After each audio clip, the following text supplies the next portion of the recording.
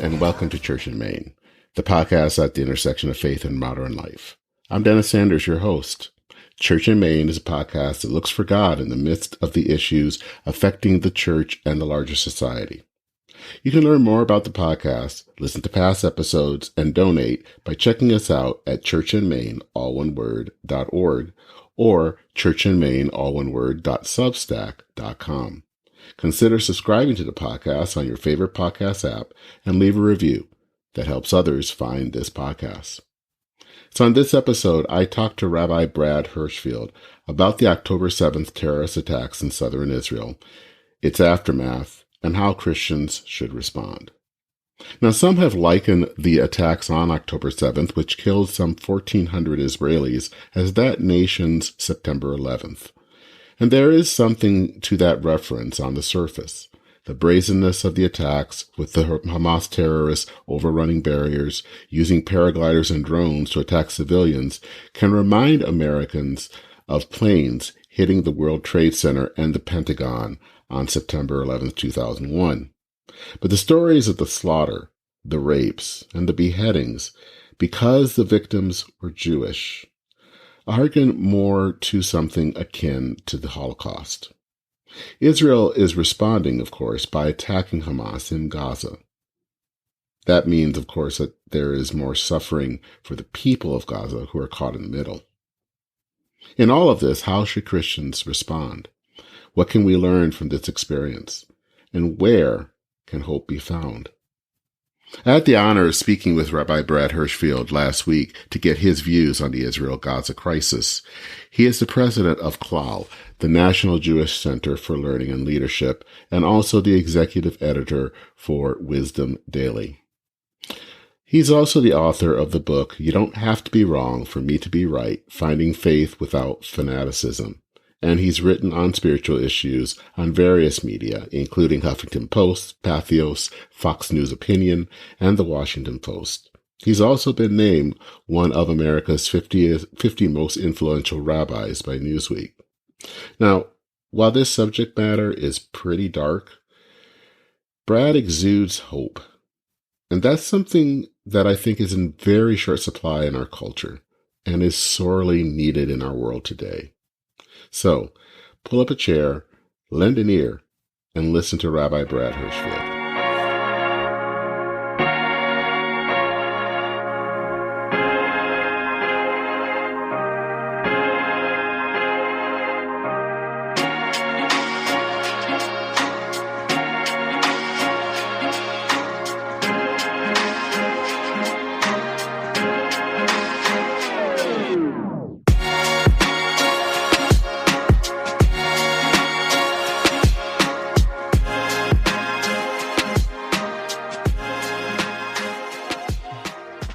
All right. Well, Rabbi Brad, thank you for joining me today. Oh, it's my pleasure. Thank you. So I think the first thing, really, one to start off is kind of to ask, how are you doing in the aftermath of how things have happened, and also kind of in doing some background work, knowing that you have some connections to knowing people in Israel, kind of how they are doing.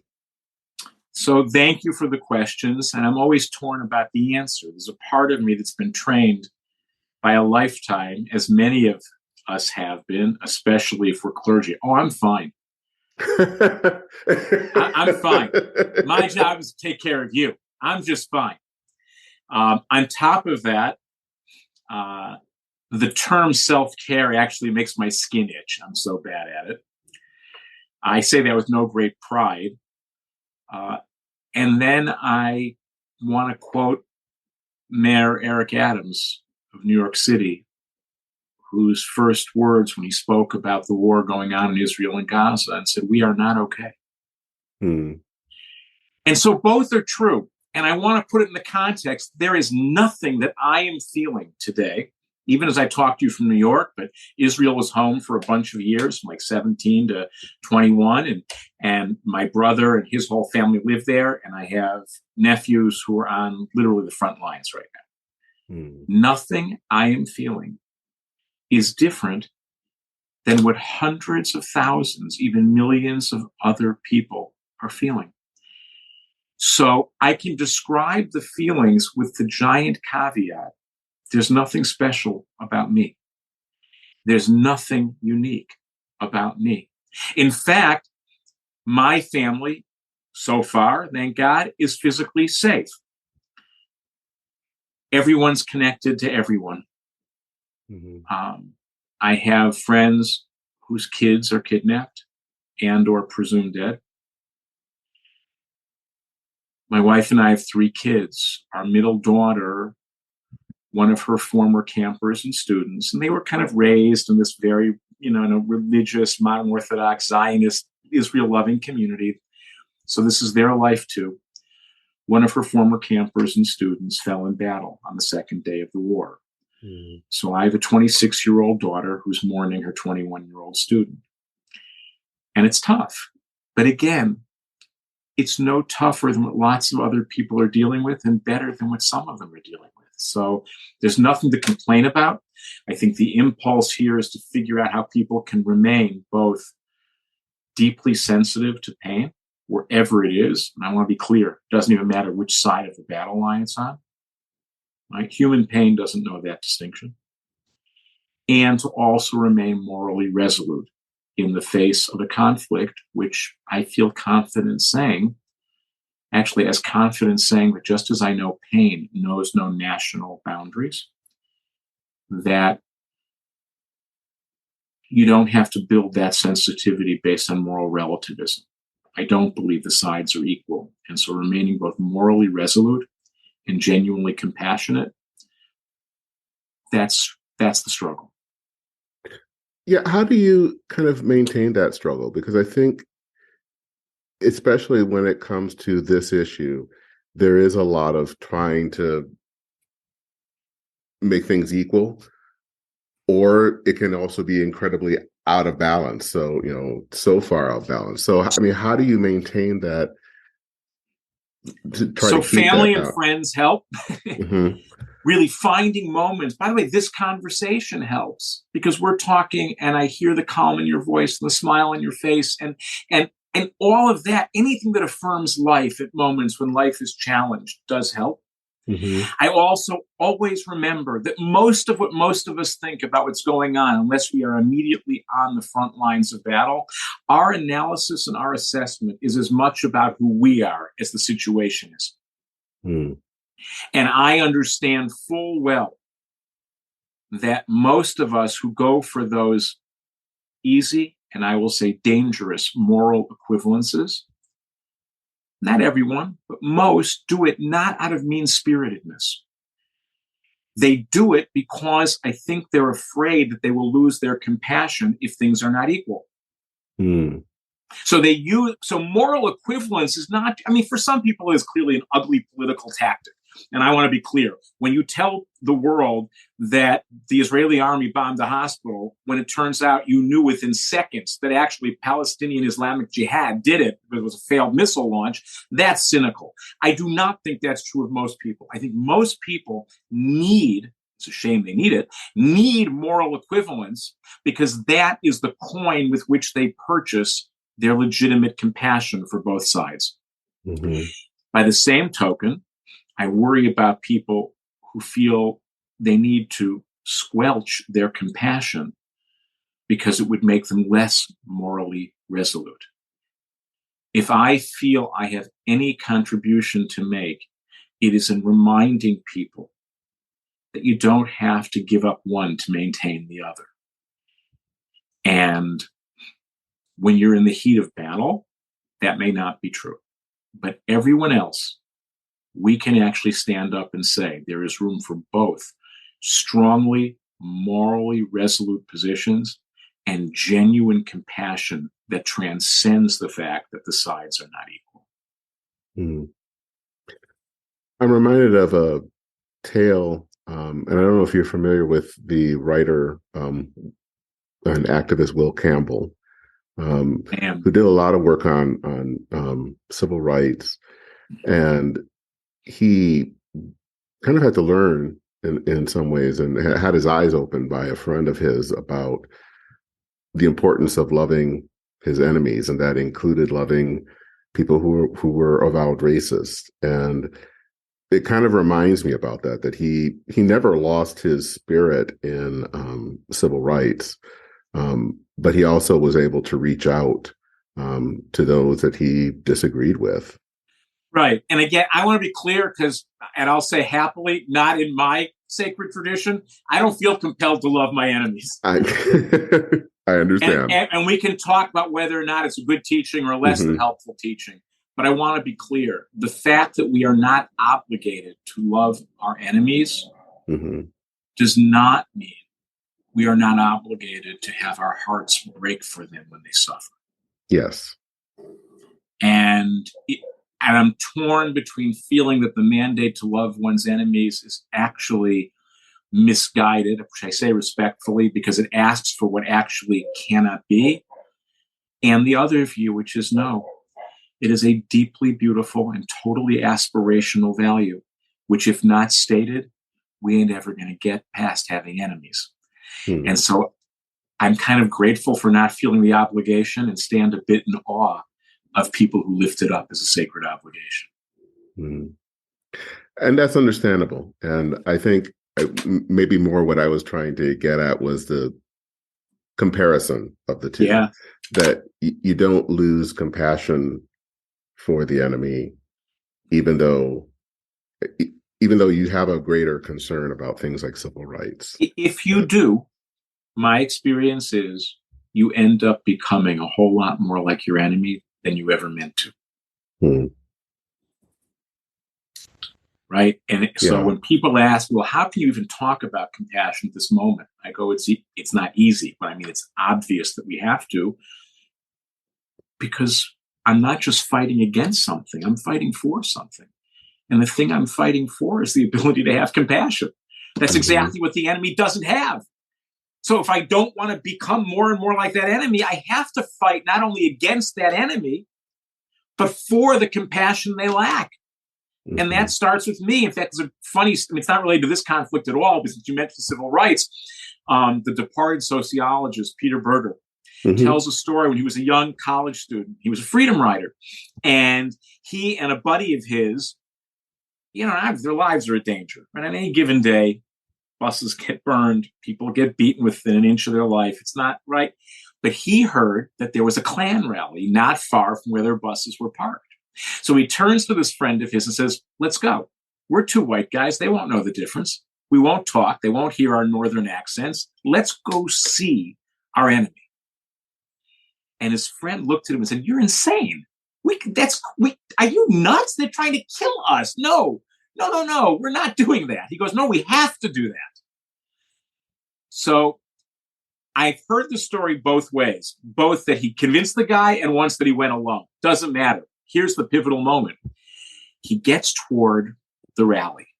And you can imagine, right? They're in the woods somewhere down south and burning crosses and people in hoods. I mean, it's an absolute nightmare scenario. And as he's getting closer, he hears them, the Klansmen and their supporters, singing the same hymn that he and his friends had been singing on the bus earlier in the day. And he realized, again, no moral equivalence, no weakening of resolve, but a life-changing awareness that the people against whom he was struggling were not as different from him as he had liked to tell himself.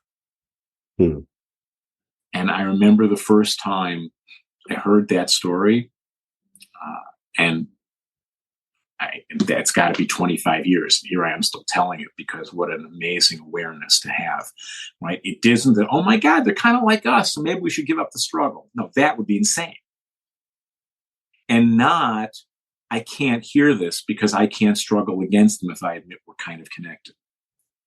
No, I live with the awareness that we're more alike, that makes me comfortable, and the struggle continues. And I would suggest that's exactly what differentiates his and those riders' sacred struggle from the altogether unholy struggle those Klansmen were fighting for.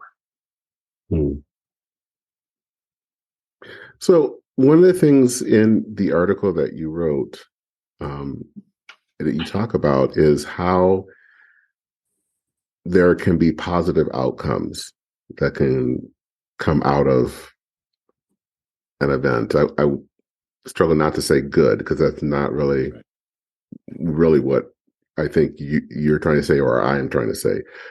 But what is positive, or what can come out of this that can foster better understanding, foster more pluralism? Look, I hate the fact that all of us, and I'm starting with myself, seem to need to feel pain and or fear before we really reorient our lives. Hmm. In no way am I going to be the one who says it's worth it. But we do know that battles have been fought at multiple times in history that caused fundamental reorientations that allowed people who had been sworn enemies to at least tolerate one another more and actually sometimes come to appreciate one another more. Now, we're a long way from doing that. But if anyone had, for example, if anyone had said in 1946 that Germany would come to be one of the moral and financial leaders of Western Europe, Mm-hmm. that the German state would take in more refugees from Arab lands than any other country, people would have said, you must be on drugs. That's impossible. And I guess if you said, well, Brad, I mean, yes, that's an example from history, but you are kind of nuts. And I would say, I guess so, but that's the kind of good nuts that I want faith to fuel. Right? You know, if as people of faith, we can't figure out how to remain optimistic without becoming naive, I think we're doing it wrong. Right? Mm-hmm. If faith makes us naive, I think that's a very poor idea. But if really being possessed of a deep faith doesn't help us believe that our best days are yet ahead of us, I don't understand that kind of faith. I don't make claims about what God wants or doesn't want, or what's in the plan or what's not in the plan, because it's just too easy. It's usually someone else paying for that. Mm-hmm. But I do believe we're part of something bigger. And I do believe there is a force for love and for light and for life in the world that is bigger than any of us. And so without becoming naive, I hope, I don't want to give up on that faith. Mm. Which sounds a lot like the gentleman that you refer to, in the Israeli Special Forces, that talks about things just right after all of this happened. And he talks, grief and anger and rage and hope. Yeah. And that almost sounds weird to hear that. And yet, but it also, as another person of faith, makes some sense, because you have to have There's that. no other way. I Yeah. think if you can't have that, and hope is not just hope, we're going to kill all our enemies. That's not a hope. No. The idea that we might not be able to see around the corners of history, but we believe that they're there.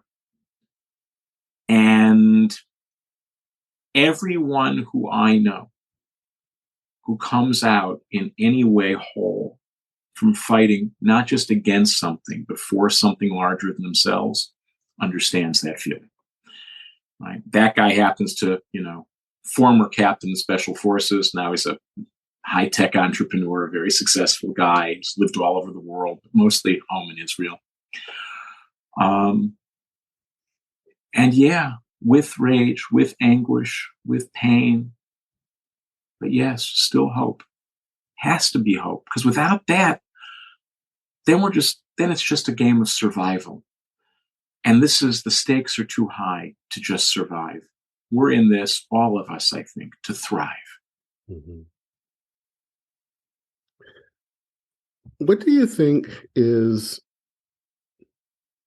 I think that every faith in many different ways has different things to bring basically to our human condition. And in the article that you write, you think that there are resources that Judaism brings to bear in life and in general, in this tragedy, but also in life in general.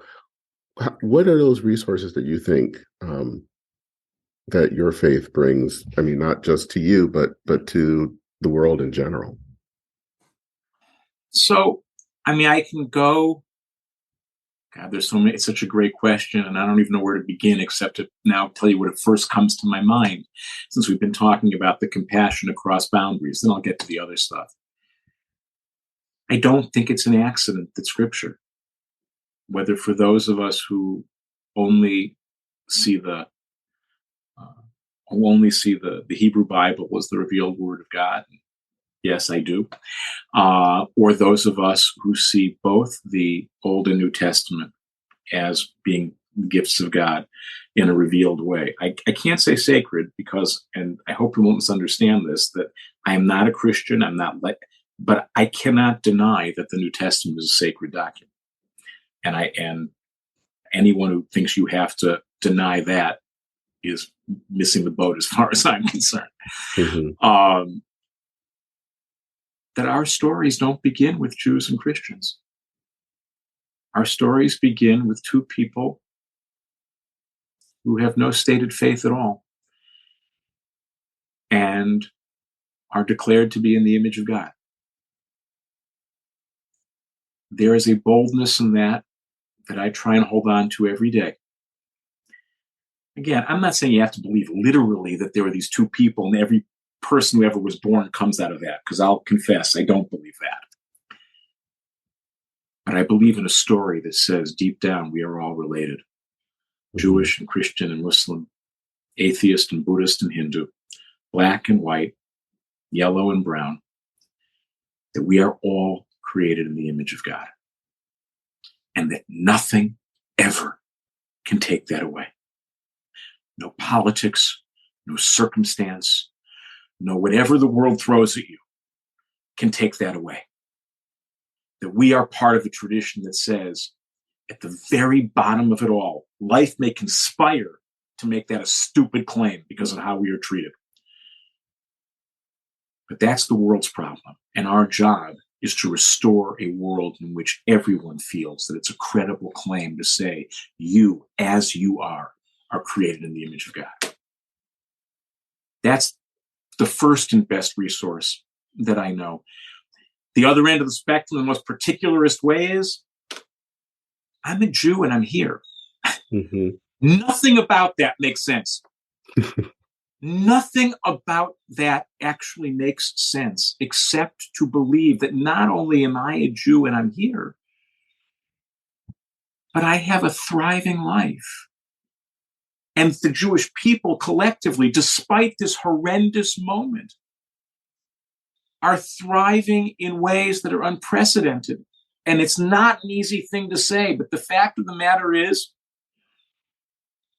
2 weeks ago Saturday, more people were murdered because they were Jewish or because they were in Israel. Because remember, not everyone who was murdered was Jewish. Mm-hmm. There were Christian and Muslims, both tourists and Arab residents of Israel, who were murdered. But more Jews died 2 weeks ago this coming Saturday and any day since the Holocaust. Here's the difference. The people and the army of the state of Israel is there now to defend them.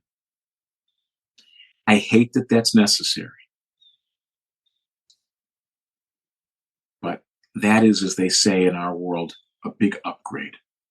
To not depend simply on what we pray will be the mercy of others to stop killing us, and to say that, no, we have a role in defending ourselves. And then the next thing I would say is to remember that the reason I believe God gives us strength is as God promised to Abraham. I will be a blessing to you, and in you the people of the world will be blessed. I believe in Jewish power. I want to say it as starkly as I can. I believe in Jewish power that fights both for the thriving of the Jewish people and to actually be a gift to the world so that people feel blessed by our presence. If we're only doing the first, then God's promise to Abraham remains unfulfilled. It's when we're doing the two of them together that that promise from Genesis 12 begins to come true.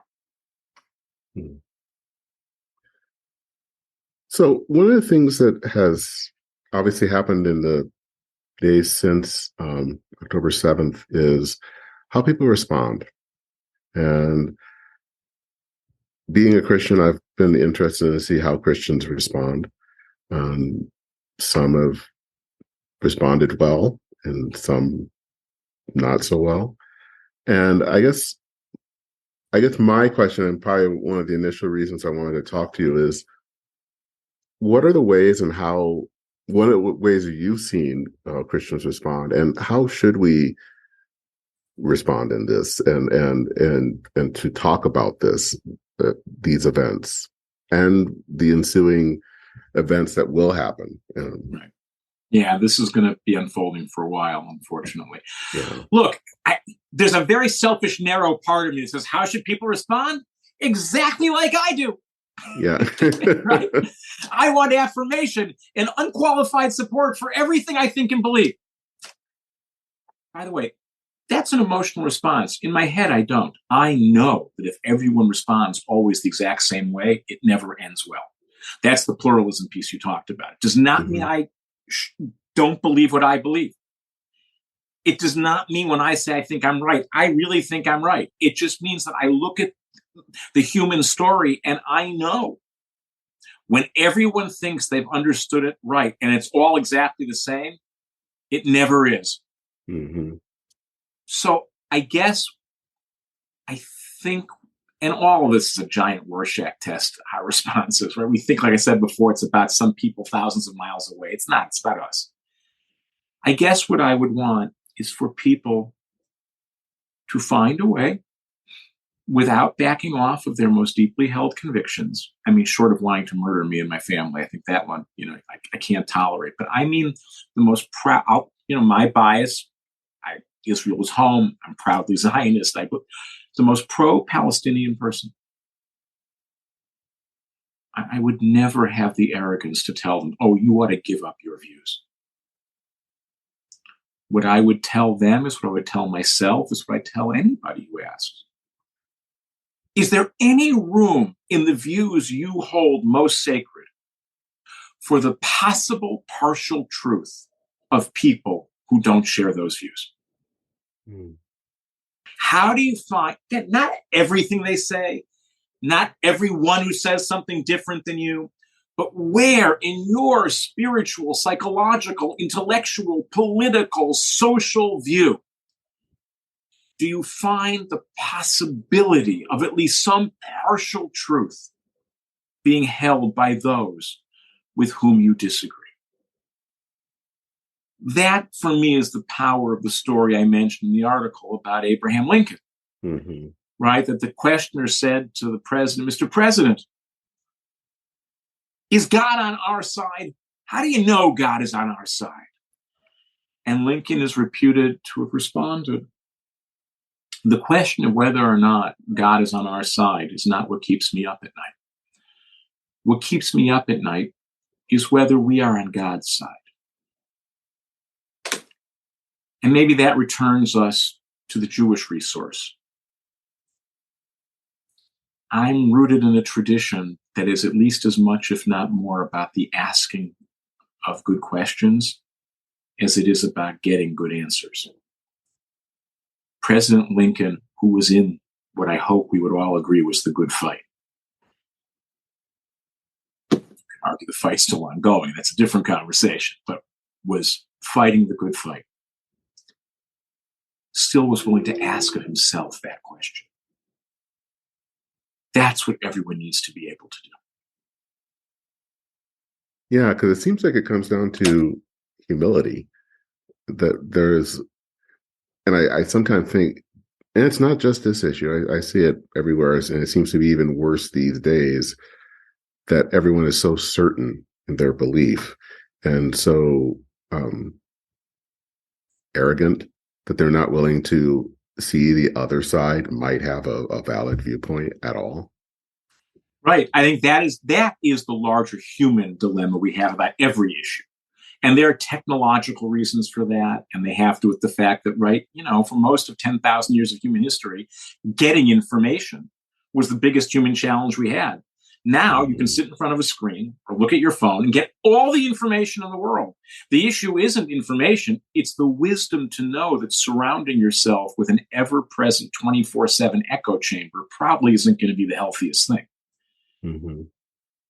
So the cultivation of that humility is not easy because every one of us can surround ourselves with enough people to think there is no world outside of us. And everyone agrees with us. And all I can do is ask people, can you point to a time in human history when people thought that way and it worked out well? If you can, I will revisit my commitment to pluralism, but I just don't see a time. By the way, the more well-intentioned those absolutists were, the worse things got. Because actually, stuff that's born of hate and fear, it spends itself out.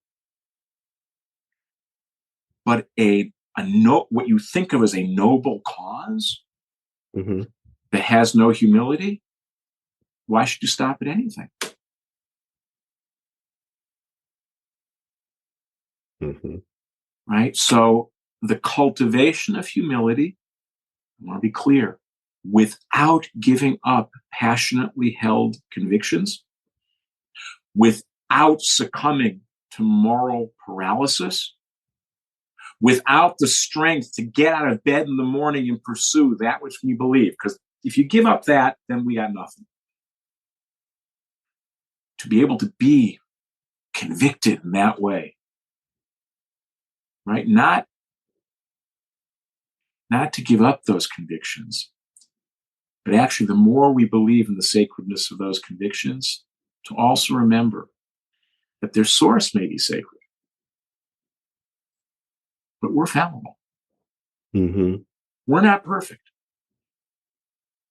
And it's in the gap between that perfect ideal that we think we're pursuing and our own imperfection, that's where the humility can come from. You don't even have to apologize for the views you hold. Just understand that unless you think you are God, there's probably going to be some room there for possible misunderstanding, right? And in that humility comes the ability to notice one another and to listen to one another. By the way, not everybody. No one needs to listen to everybody. No one can. I know I can't, and I'm pretty good at this. No one can do that. Yeah. But everyone can listen to at least a few people where you go, wow, I never thought of it that way before. That's the test. Do you have enough of a world in which you can every once in a while go, I never thought of it that way before. That's the corrective. So what are some of the questions, you talk a lot about asking questions, and I think, what are some of the questions we need to be asking right now? So I think we have to first check in with ourselves and ask, what is our default position around this conflict, if we're talking about conflict between Israel and Gaza? Just first notice it. Mm-hmm. What is our default position? And then next ask, why is that my default position? And if the answer is, well, stop yourself.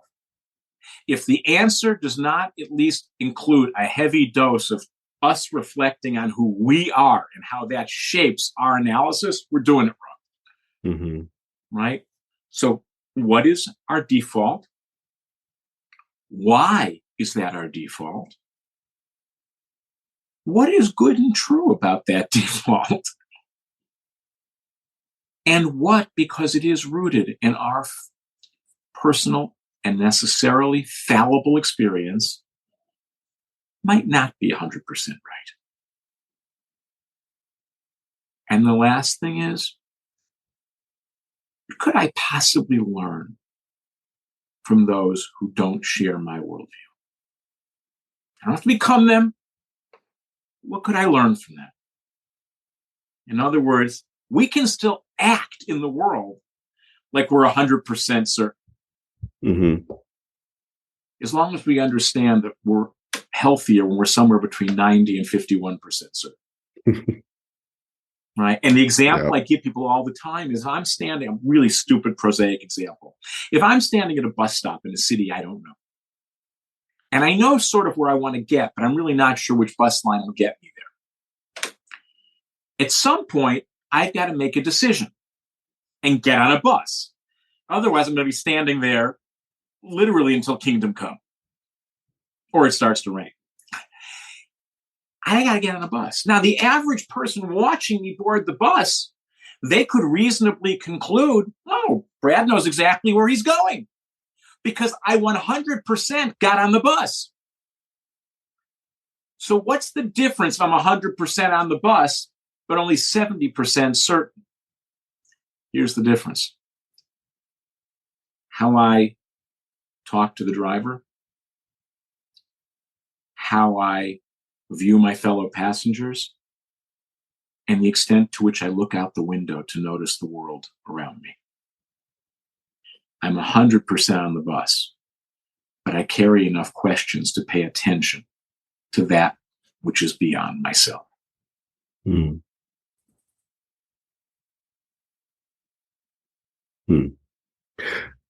So I wanted to talk a little bit about your organization, and I'm hoping I'm going to get the pronunciation correct, because it looks like Klau, but I You could be got wrong. it. Perfect. Okay, Klau. good. Thank you, okay. sir. You got an A+ in Hebrew. Thank you. So that was not my strongest subject in seminary, so I'm always afraid I'm going to say something wrong there. No, that was perfect. Okay.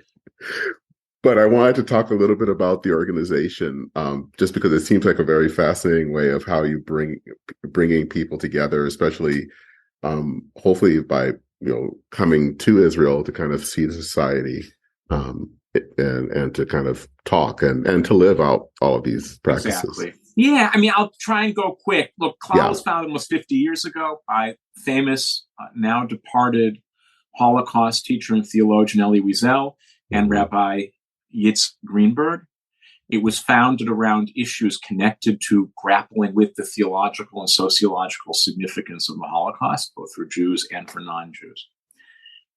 The rough summary of that, when it was directed, and most of the work was for the Jewish community, was the Holocaust taught Jews how to die together, but it never taught them how to live together. And that in the face of tragedy and the desire to affirm life, the issue is not just to remember the nightmare, but to try and recover the dream. And the dream includes, if you've been treated with the absolute indignity that everyone can be, without distinction or differentiation, murdered, then the response is, how do we live together with that lack of differentiation, right? And actually try and build respect and life together. So for me, and that's the way of saying that's the sociology of pluralism. What that means intellectually and spiritually is, I believe, and my formulation, although Yitz's as well to some extent, that God never made anyone so stupid as to be 100% wrong about everything, or so smart as to be 100% right about everything. And has been around, first serving in the Jewish community, and now far beyond, because the far beyond is that I don't really think there are any questions of Jewish pluralism. It's a human question. And I hope that every community mobilizes its resources to try and bring more of that into play. And to be able to be proudly and particularly who they are. And just as proudly aware that that one way of being is not the only way that God sent into the world. And that's our work. And we do it with lay leadership, and we do it with religious leadership, not only Jewish, also Christian. The word klal is both an acronym, because Yitz loved acronyms. It stands for Center for Learning and Leadership. But more powerfully, it is the Hebrew word for the whole, or for inclusion. And all the work we do is animated by one of two premises, and sometimes both. When it's inside of Jewish life, it's very simple. There should be a place in Jewish life for anyone who wants one, regardless of dogma, doctrine, or belief. Number two, the point of being Jewish actually isn't to be Jewish. That we are the beneficiaries of thousands of years of experience and thought and practice that can be shared with people, not so they become Jewish, but as tools for building more intelligent, more ethical, more compassionate, more loving, more meaningful, more purposeful lives. That these ideas are just that. They're not ends in of themselves. They are tools for creating lives that when we stand in the mirror, we say, I know who I want to be in the world. And these tools will help me achieve that. When it comes to the work we do with Israel, which happened to be something that grew out of my work with United Seminary in Ohio, it was never part of the plan. If someone had said to me 10 years ago, Brad, you're going to found this initiative, it takes hundreds and hundreds of kind of from soft evangelical to mainline Protestant, ministers to that's nuts. That's not.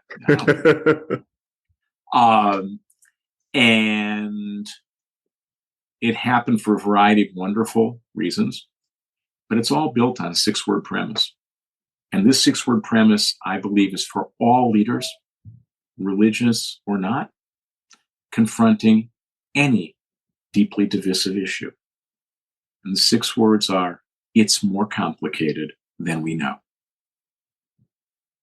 And so to be able to take Christians, as we promised them, to stand where he stood and walk where he walked, and do 2 things at the same time.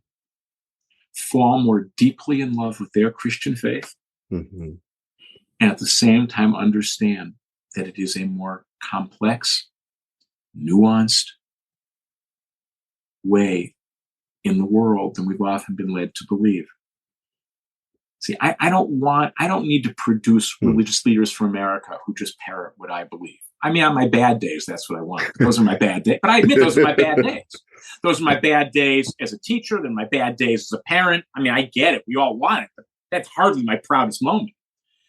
It's to be able to inspire people to stand in their pulpits, to stand in their boardrooms, to stand at the head of their family table when the family can't get along. It doesn't matter. It's always the same still.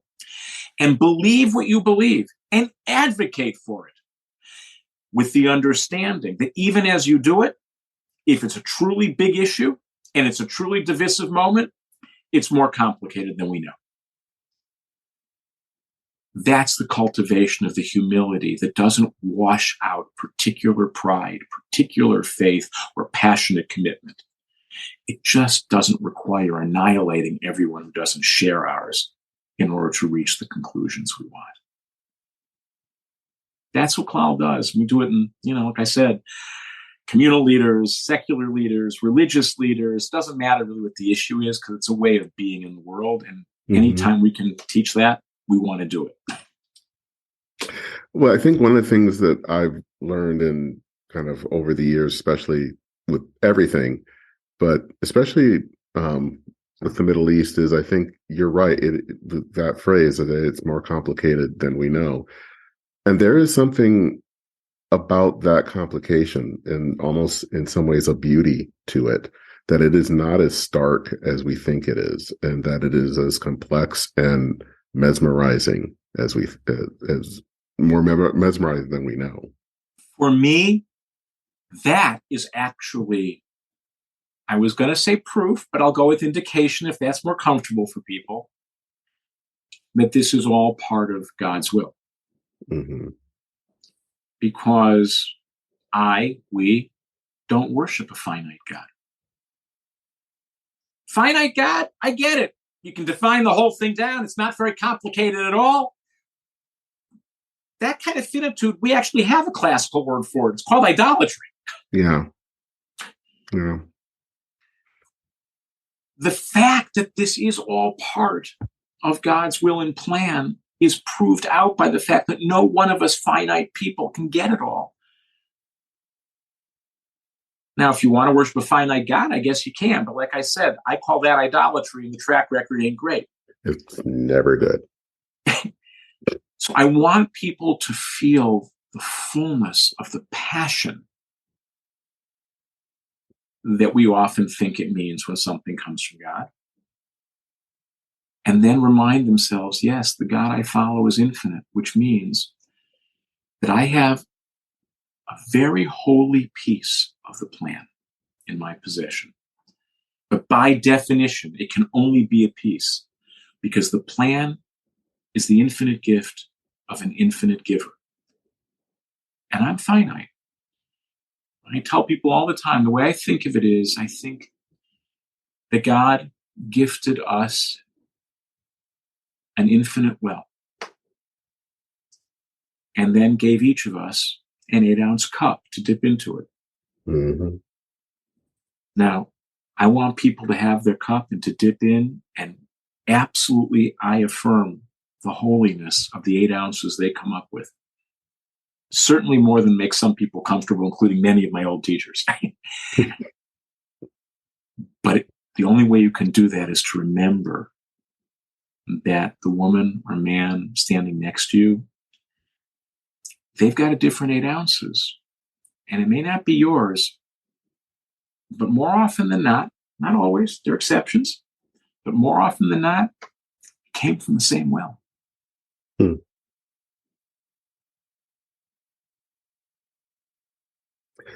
Well, there are a lot of other questions I want to ask, and I know that you're time limited, but that just means I'll have to have you back on the podcast sometime soon. I would anytime you want, because your warmth and your wisdom just it exudes, and I have questions I want to ask you. So, I would love that. So then let's make that commitment to each other, because I want to know about you and what you feel most deeply and what it means to lead your community and what are the challenges you're facing. And maybe most important of all, what beyond this do you need to be strengthened in your ministry and in your service? Because I don't need more evidence in this conversation to know that the world needs you and your ministry and your service. Well, thank you. That means a lot. And I'm serious about that. I'm serious about saying it. It's very clear to me. So I look forward to any time you want, and it doesn't have to be recorded. It would be a blessing to be in service to that. That is good to know. So if someone wanted to learn more about Klal and about you, how can they contact you? So they can contact me one of two ways. They can go to the website of the organization, which is clal.org. Mm-hmm. Or since when you go there, you can find it anyway, I am happy to give people my email address. And as I tell people, my phone is with me like 24/6, right? The Sabbath is not an Orthodox rabbi. It shuts down. But it's pretty much on 24 hours a day, the other 6 days of the week. And my email is Hirschfield, BHIRSCHFIELD @CLAL.org. All right. Well, Rabbi Brad Hirschfield, thank you so much for taking the time to chat. This is truly it was a been blessing to me. You gave at least as much as whatever I was able to give. So thank you. Thank you. All right. Take care. Be well. Bye-bye. Bye.